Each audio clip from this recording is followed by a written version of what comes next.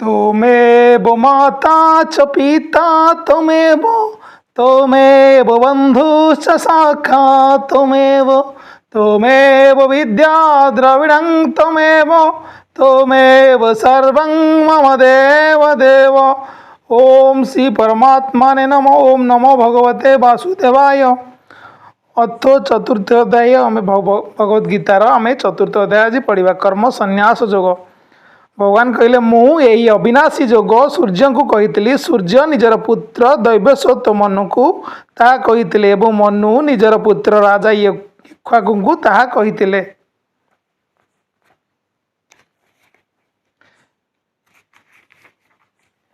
हे परम तप अर्जुन यहीपरि भाव परंपरा प्राप्त यही जोग राजस्वी माने जानिथिले किंतु तापर से जोग बहु कालरू यही पृथ्वी लोकरे लुप्तप्राय हो जाउछि। तुमे मोर भक्त और प्रिय सखा तेणु से पुरातन जोग ही आज मु तुमको कहीदेली कारण यह हेउछि अत्यंत उत्तम रहस्य अर्थात गुप्त रखिबा योग्य विषय। अर्जुन उवाच अर्जुन कौन कहले आपणक जन्म तो अर्वाचीन एबे एबे होइछि एवं सूर्यंकर जन्म बहु पुरातन अर्थात कल्पर आरंभ होता तेणु आपण कल्पर आरंभ में सूर्य को यही जोग कही मु किपरि बुझीपारि। भगवान कहले हे परमंतप अर्जुन मोर तुमर अनेक जन्म अतिबाहित हो सारी तुम्हें से सब को जान ना किंतु मु जाने मु अजन्मा अविनाशी स्वरूप होते एवं समस्त प्राणी मानक ईश्वर होते निज प्रकृति को अधीन करी निज जोगमाया बल प्रकट होता है। हे भारत जो जो समय धर्मर अवक्षय हुए अधर्मर वृद्धि हुए से समय मु निजर रूप सृष्टि करें अर्थात सकार रूप से लोक मान सम्मुखें प्रकट हुए साधु पुरुष मान को उद्धार करने पापी मान को विनाश करने एवं धर्म संस्थापना करने जुगे जुगे प्रकट होता है। हे अर्जुन मोर जन्म और कर्म दिव्य अर्थात निर्मल एवं अलौकिक बोली जो मनुष्य तत्व तो जानीपे से शरीर त्याग करी पुनर्जन्म पाए नहीं से मोते ही पाई जाए। पूर्व काल भी जो मान राग भय और क्रोध सर्वथा नष्ट हो जाता एवं जो मैंने मोठारे अनन्य प्रेमपूर्वक तन्मय हो रही मते आश्रय कर रही से सब भक्त उपरोक्त ज्ञान रूपक तप द्वारा पवित्र हो मोर स्वरूप प्राप्त हो सारी। हे अर्जुन जो भक्त माने मोते जो परी भजन करती मुझे परी भजन करे कारण मनुष्य माने सबु प्रकार मोर ही मार्ग अनुसरण करती। यही मनुष्य लोकरे कर्मफल आकांक्षा करुवा लोके देवता मान को पूजा करती कारण से कर्म उत्पन्न होता सिद्धि शीघ्र मिल जाए। ब्राह्मण क्षत्रिय वैश्य और शूद्र यही चारि वर्णर समूह गुण और कर्मर विभाग पूर्वक मो द्वारा रचित होईपरि भाव में मुझे सृष्टि रचना आदि कर्मर कर्ता होते तुम्हें मते अर्थात अविनाशी परमेश्वर को वस्तुत अकर्ता बोली ही जान कर्मफल में मोर स्पृह नहीं तेणु मते कर्म माने लिप्त करती नहीं जे मते यहीपरि तत्व तो जानीपारती से मध्य कर्म मानक द्वारा बांधी हुअंती नहीं। पूर्व काल में मुमुक्षु माने यह जानी कर्म करते तेणु तुम्हें पूर्वज मानक द्वारा आदि कालू कर जाउथिबा कर्म ही कर कर्म कौन और अकर्म कौन तार निर्णय करिया बेले बुद्धिमान पुरुष माने भ्रमरे पड़ जाती तेणु मु तुमको से कर्म तत्व भल भाव में बुझाई देवी जहाँ जानिले तुम्हें अशुभरु अर्थात कर्मबंधन मुक्त हो कर्मर स्वरूप भी जानिबा उचित और अकर्मर स्वरूप भी जानिबा उचित एवं विकर्मर स्वरूप जानिबा उचित कारण कर्मर गति अति बड़ गहन जे कर्म अकर्म दर्शन करती और अकर्म कर्म दर्शन करती से मनुष्य मानक मध्य बुद्धिमान एवं से योगी समस्त कर्म करिथांती जहाँकर समस्त शास्त्र सम्मत कर्म कामना शून्य और संकल्प शून्य होता है तथा जहाँकर समस्त कर्म ज्ञान रूपक अग्नि द्वारा भस्म हो जाइए से महापुरुष ज्ञानी माने पंडित बोली कहती। जो पुरुष समस्त कर्म एवं तार फल सर्वदा आसक्ति त्याग करी संसार आश्रय रहित हो जाइछन्ति एवं परमात्मा नित्य तृप्त हो रही से कर्म भल भाव में प्रभुत्व हो वस्तुत किसी भी करती नहीं जे अंतकरण और इंद्रिय मान सहित शरीर को जय कर जे समस्त भोग सामग्री परित्याग कर देते से आशा रहित पुरुष केवल शरीर संबंधी कर्म करुले पाप भोगी होती नहीं।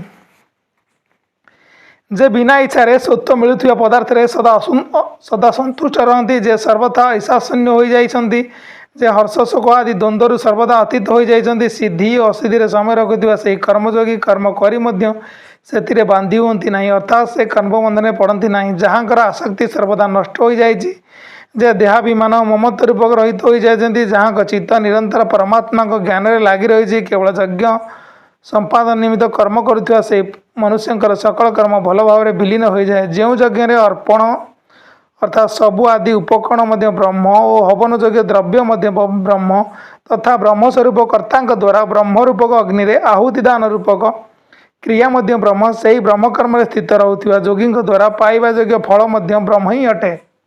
अन्य केतक योगी देवता मानकर पूजन रूपक यज्ञ की ही भल भाव अनुष्ठान करती एवं अन्य केतक योगी परम ब्रह्म परमात्मा रूप को अग्नि अभेद दर्शन रूप यज्ञ द्वारा ही आत्मरूपक यज्ञ को हवन करती। अन्य योगी मैंने स्रोत आदि इंद्रिय मान को संयम रूपक अग्नि मानक होम करती और आउ केतक योगी शब्दादि विषय मानक इंद्रिय रूप से अग्नि मानक होम करती। अन्य योगी मैंने इंद्रिय मानक समस्त क्रिया एवं प्राणी मानक समस्त क्रिया ज्ञान द्वारा प्रकाशित आत्मसंयम जोग रूप अग्नि होम कर दियंती। केतक पुरुष द्रव्य संबंधी यज्ञ करती केतक तपस्या रूपक यज्ञ करती आउ केतक जोग रूपक यज्ञ करती पुणी आउ केतक अहिंसादि तीक्ष्म व्रतरे युक्त प्रयत्नशील पुरुष स्वाध्याय रूपक ज्ञान यज्ञ करती। अन्य केतक योगी अपान वायु प्राणवायु को हवन करती से अन्य योगी मैंने प्राणवायु अपान वायु को हवन करती तथा अन्य केतक नियमित आहार करुवा प्राणायाम परायण पुरुष प्राण अपान गतिरोध कर प्राण